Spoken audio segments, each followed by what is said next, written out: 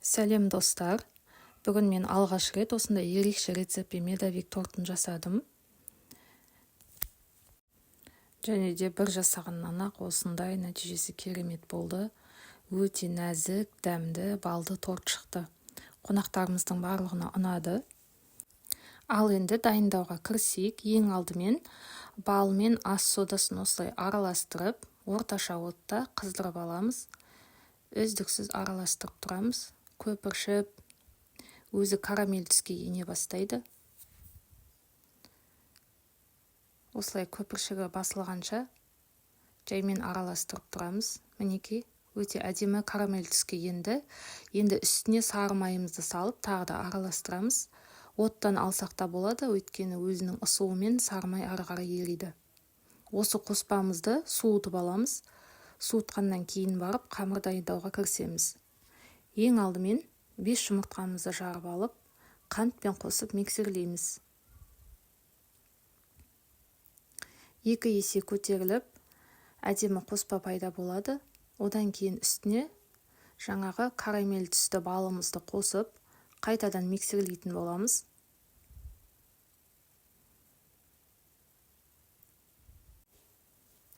Әр қарай ұн мен қопшытқышымызды салып, қайтадан миксерлейміз. Қанша мөлшерде қосатын төменде описание бөліміне жазып кеттім. Біздің қоспамыз өте сұйық емес, өте қою емес. Осындай қоймалжың түрде болуы керек. Енді диаметр 24 сантиметрлік форманы алып, осылай 7 бөлікке бөліп алып қиып шықтым. Негізі 6 бөліктен жасайтын боламын. 7-шісін үгітіп, бетіне себуге арналған.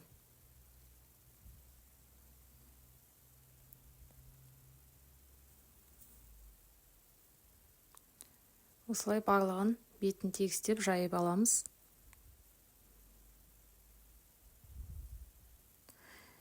Екі 200 градуста қызып тұрған пеште барлығын кезекпен пісіріп шығамыз. Міне өте әдемі карамель түсті осындай корждар дайын болды. Енді кремін жасаймыз. Креміне сливки мен қант ұнтағын қостым. Творожный сыр қоссаңыздар да болады. Ол кезде кремдеріңіз қоюлау әдемі болады. Негізі сливкидің өзімен де өте әдемі шықты менде. Креміміз дайын. Енді тортты жинауға кірісеміз. Одан сайын нәзік әрі ылғалды болу үшін мен осылай мед пен суды араластырып пропитка жасап алдым тортқа.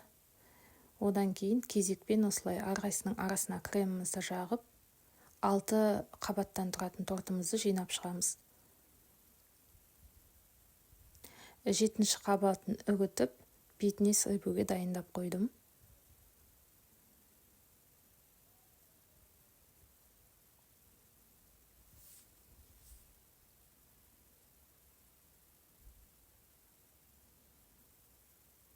Мінекей біздің тортымыз дайын.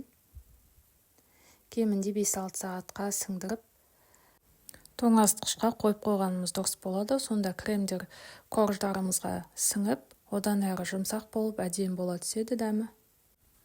Бетіне үгітілген корж сеуіп, немесе жемістермен, жаңғақтармен сәндеуге болады қалауыңызға қарай. Өте дәмді, балды медовик торты дайын. Барлықтарыңызға жасап көруге кеңес беремін. Сұрақтарыңыз болса, комментарий бөліміне жазып кетіңіздер, міндетті түрде жауап беремін. Видео ұнаса лайк басып, пікір қалдыра кетіңіз. Барлықтарыңызға ас болсын.